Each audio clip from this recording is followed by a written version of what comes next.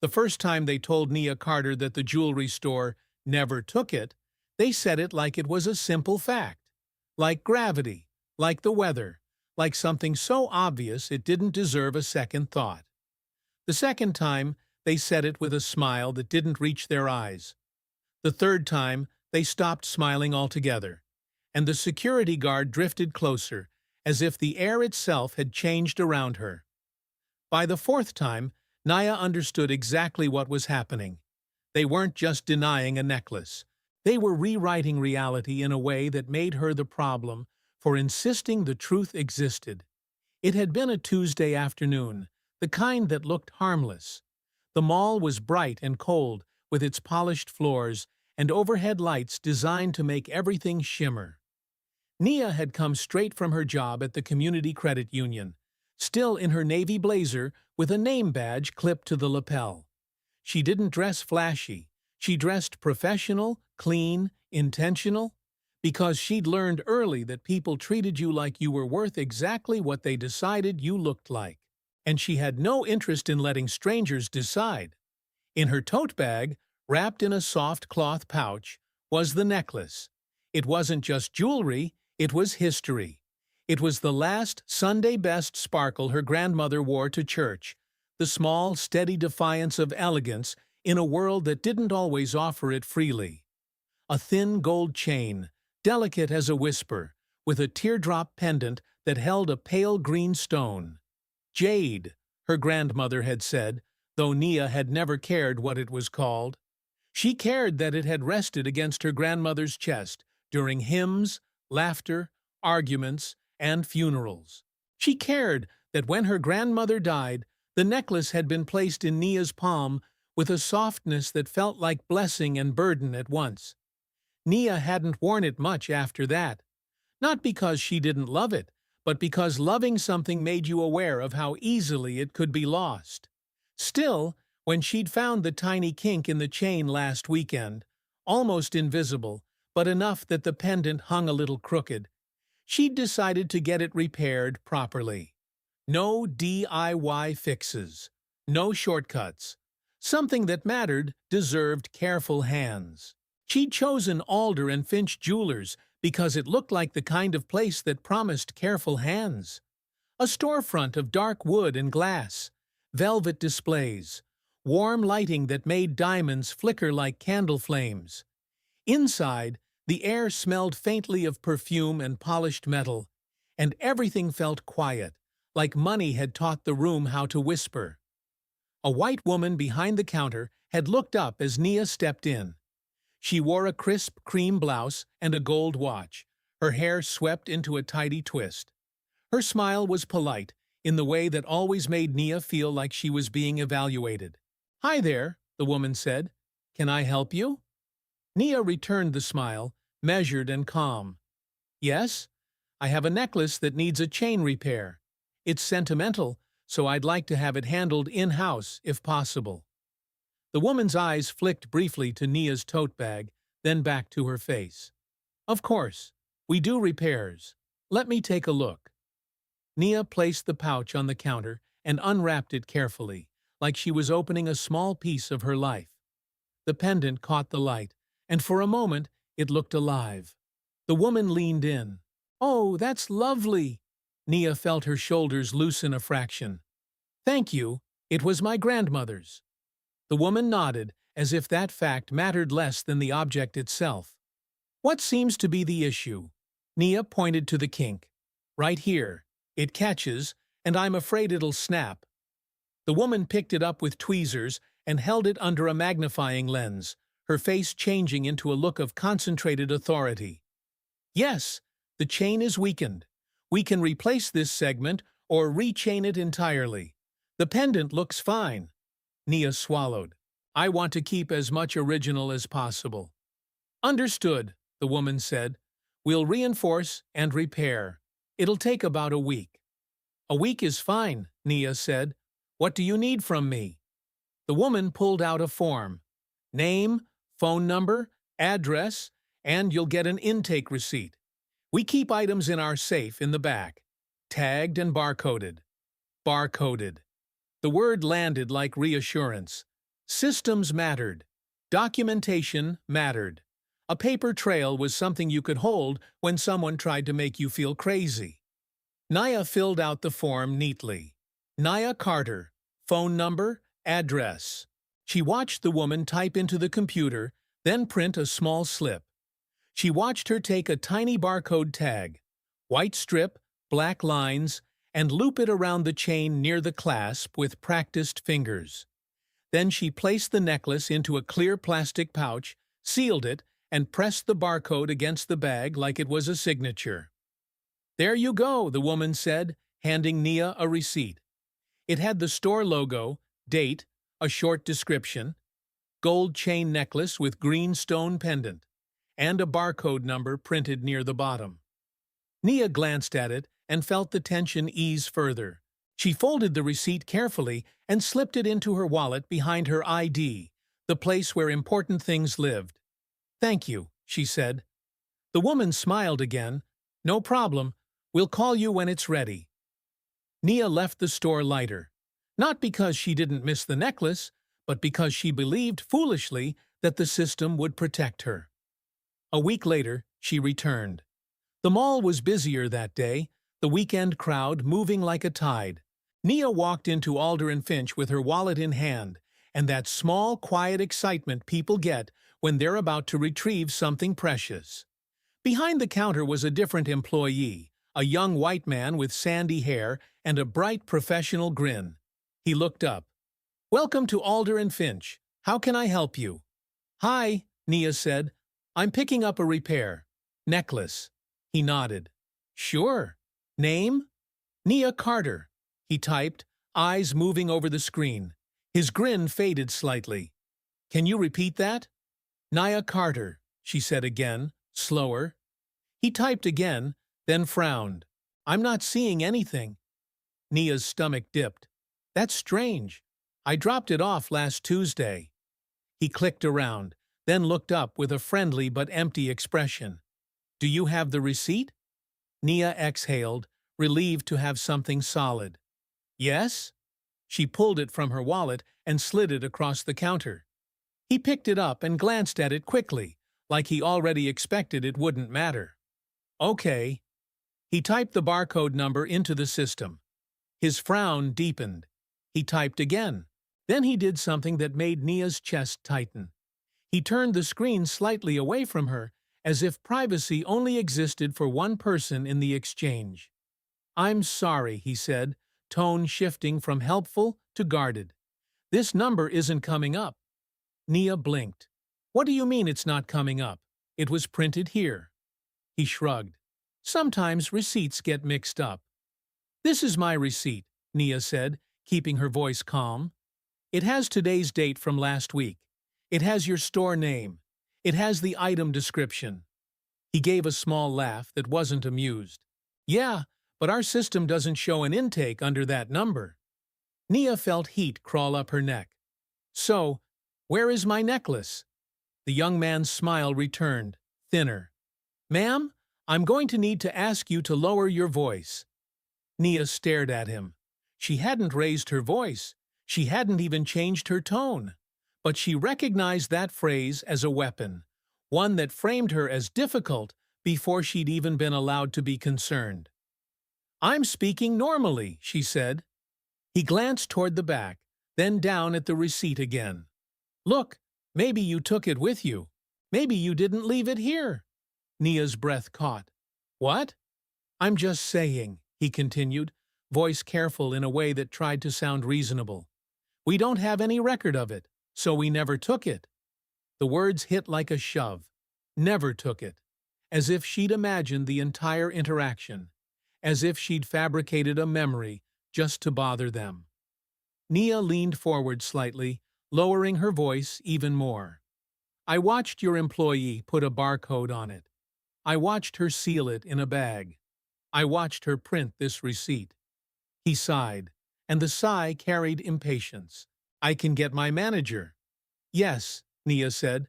"Please." He disappeared into the back, leaving Nia standing at the counter with her receipt in her hand, like proof of a crime no one wanted to investigate. Around her, the store felt too bright. too quiet. She noticed a white couple browsing rings to her left, whispering with soft laughter.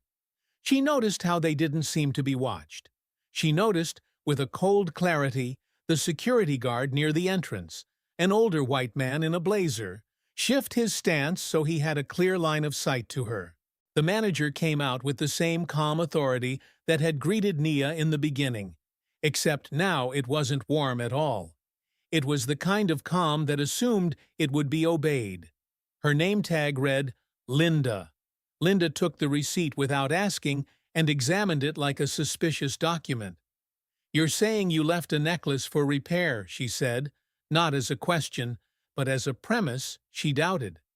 "Yes," Nia replied. "Last Tuesday." Linda's eyes flicked to Nia's face, then down to the receipt, then back up. "We don't have it." Nia felt her jaw tighten. "I understand you're saying that, but it doesn't make sense. I have the intake receipt. It has a barcode." Linda nodded slowly, like she was humoring a child. "Receipts can be copied." Nia froze. "Copied?" Linda smiled faintly. "We've had incidents." The air went heavy. Nia suddenly understood the shape of the accusation. "You're trying to scam us. You're lying. You're the type of person who does things like that." Nia kept her expression still because she refused to give them an emotional reaction to point at. "Are you accusing me of forging this?" Nia asked. Linda's smile sharpened. "I'm saying our system doesn't show this intake, so we never took your necklace." The security guard took a step closer, not rushing, just close enough to remind Nia that this was their space, their rules, their version of reality. Nia's hands trembled slightly, but her voice stayed steady. "I want you to check your intake logs, and I want you to check the safe." Linda's eyes cooled. "We've checked." "You just came out here," Nia said. "No one checked." Linda's jaw tightened. "Ma'am, we're not going to argue." Nia took a slow breath. She could feel herself standing at the edge of something familiar. An old cliff where black women were labeled aggressive for demanding the same accountability anyone else would receive automatically. She knew that if she raised her voice, they would call it a threat. If she cried, they would call it manipulation. If she walked away, they would call it admission. So she did the only thing that had ever protected her. She leaned on the proof. "I'm not leaving," Nia said quietly, "until someone actually scans this barcode." Linda paused. "It's already in the system." "It doesn't exist." Nia held the receipt up. "Then scan it again. On a scanner. Not just typing it." Linda's nostrils flared. "We don't do that at the counter." "Do it now," Nia said, and she heard the tightness in her own voice, the line she was walking. "Because if my necklace is missing, that is theft, and I will file a police report." The word police made Linda's eyes harden. The security guard's hand moved slightly toward his belt, an unconscious signal. The young employee shifted behind the counter, suddenly very interested in not being involved. Linda placed the receipt down like it offended her. "If you're threatening us, I will have to ask you to leave." "I'm not threatening you," Nia said. "I'm asking you to do your job." Linda's smile vanished. "Ma'am, you need to calm down." There it was again.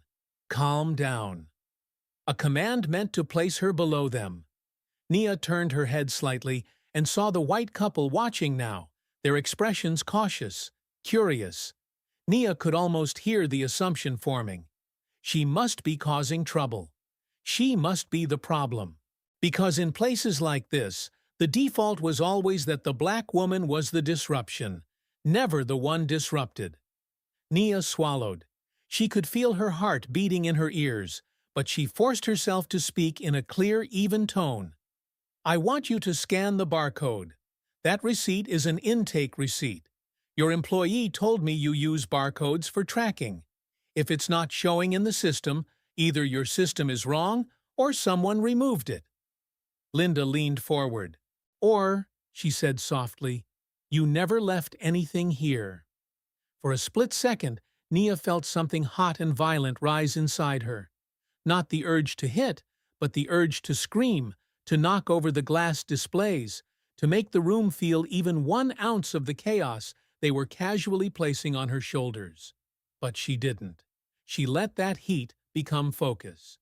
"Okay," Nia said, "then we'll call the police right now, and we'll have them look at your cameras from last Tuesday, and we'll have them review your intake process, because I'm not walking out of here with you labeling me a liar." Linda's eyes flickered. For the first time, there was uncertainty. Not guilt, uncertainty. Like she hadn't expected Nia to push back with precision instead of emotion. Linda straightened. "We don't have to escalate." Nia nodded. "Then scan the barcode."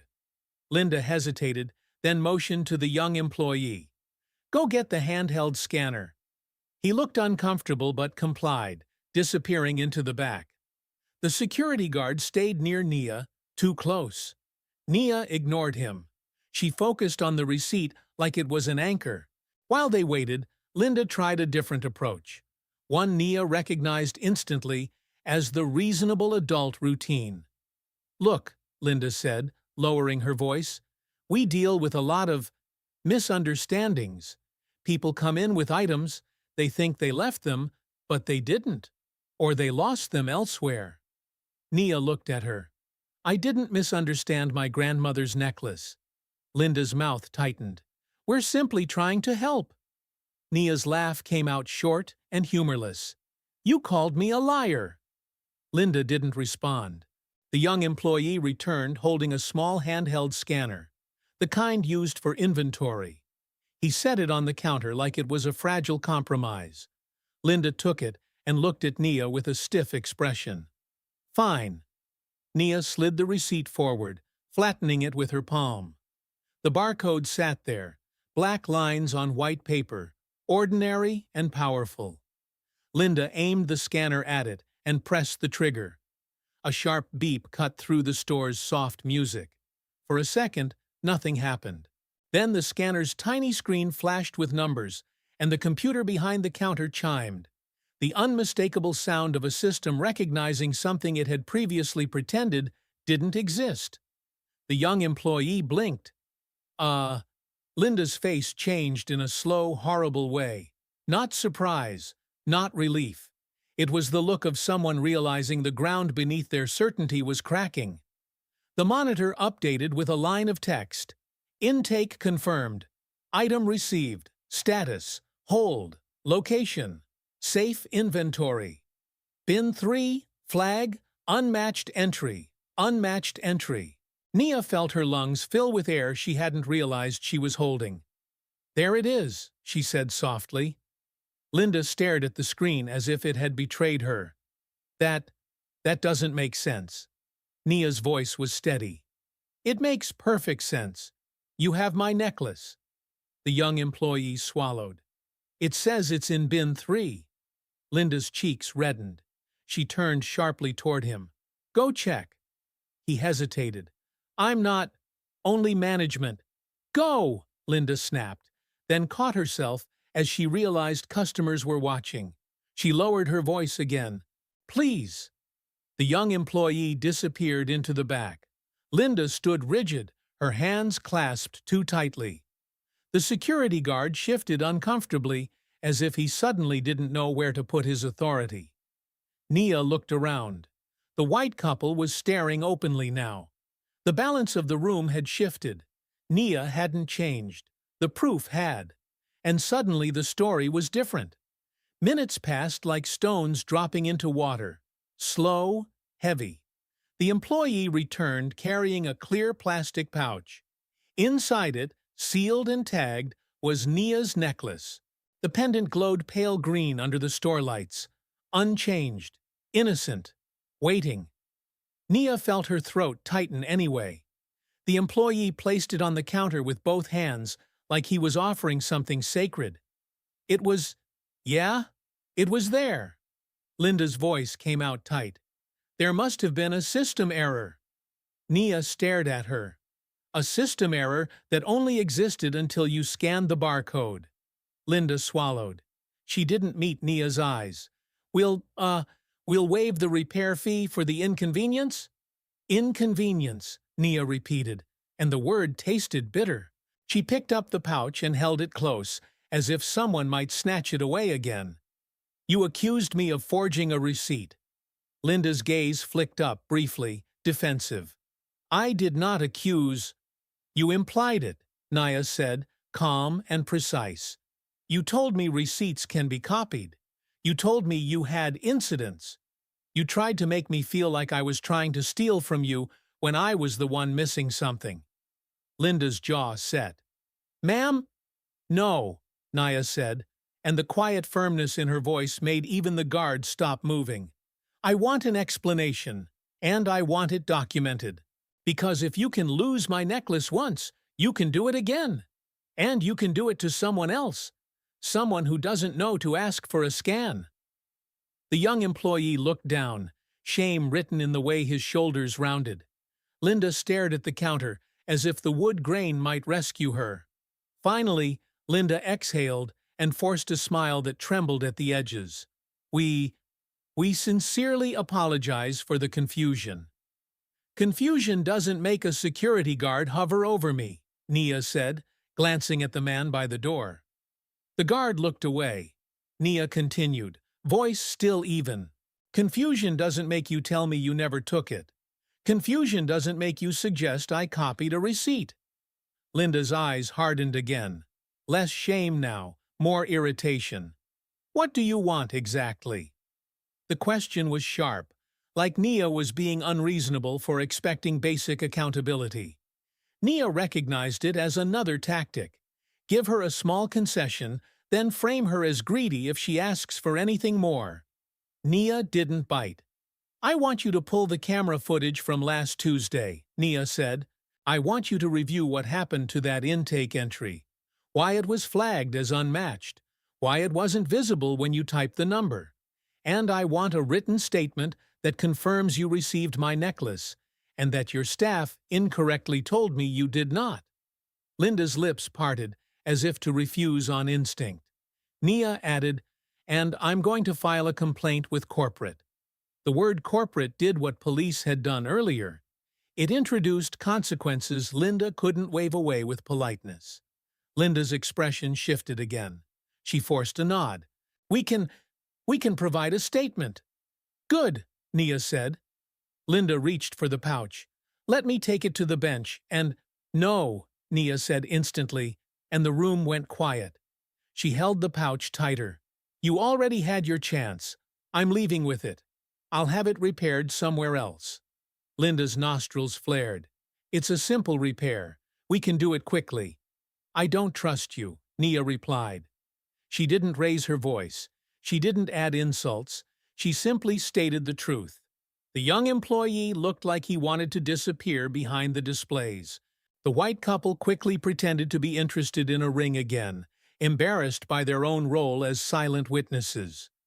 Nia tucked the necklace safely into her tote bag, then looked Linda in the eye one last time. You didn't lose a necklace, she said. You tried to lose the person asking for it. Linda didn't answer. Nia turned and walked out, her steps steady on the polished mall floor. She could feel people's eyes on her, but the gaze had changed. Now it wasn't, she's causing trouble.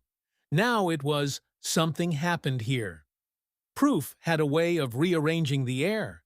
Outside the store, Nia stopped by a bench near a fountain and sat down, letting the sound of water steady her breathing. Her hands shook as she pulled the pouch out again and checked the necklace, touching the pendant gently like she was reassuring it, and herself, that it was real. Her phone buzzed. A message from her mother. You get it back?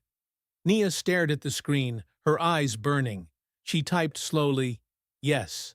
They said they never took it, until they scanned the barcode. Her mother replied almost immediately, thank God. Proud of you for not backing down. Nia swallowed hard. She wasn't sure she felt proud. She felt exhausted. She felt angry. She felt the familiar ache of realizing that even doing everything right didn't guarantee you'd be treated right. She had walked into that store dressed professionally, spoken politely, offered documentation, kept her composure. And still, they had looked at her and decided she was the kind of person who lied. It would have been easy to turn that into bitterness, to let it calcify into a quiet resignation that told her, "Don't bother, it's always like this." But Nia had watched the moment the scanner beeped. She had watched reality snap back into place. She had watched their confidence collapse when the system betrayed their assumptions. That moment mattered, not because it erased what they'd done, but because it proved something important. Truth didn't need their permission to exist. Nia stood, smoothed her blazer, and walked toward the customer service desk at the center of the mall. She asked for the mall's incident report form. She wrote down names, times, details. She described the security guard's behavior. She described Linda's comments about receipts being copied. She described the refusal to scan until threatened with escalation. She wrote it all in neat, controlled handwriting, the kind that couldn't be dismissed as emotional exaggeration. Then she did something else. She called the credit union's legal services hotline. Not because she wanted revenge, but because she wanted accountability. She wanted a record. She wanted the kind of paper trail that protected people who didn't get the benefit of doubt. By the time she finished, the sun had shifted lower, turning the mall's skylights into pale gold. Nia walked back past Alder and Finch without going inside. She didn't need to. She already had what she came for, and she had something else too. The clarity of seeing exactly how quickly a polite store could become hostile when it decided you didn't belong. The next day, an email arrived from Alder and Finch Corporate. It was longer than she expected.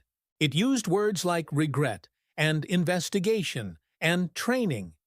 It confirmed in writing that her item had been received, that there had been an inventory tracking anomaly, and that her experience did not reflect company standards. It offered reimbursement, a gift card, an apology call. Nia didn't care about the gift card. She cared about the paper. She forwarded the email to herself twice. She printed it and filed it. She kept the receipt in the same spot behind her ID. Proof, ready, because she knew how the world worked. A week later, she took the necklace to a small repair shop owned by an older black couple in a quiet strip mall across town.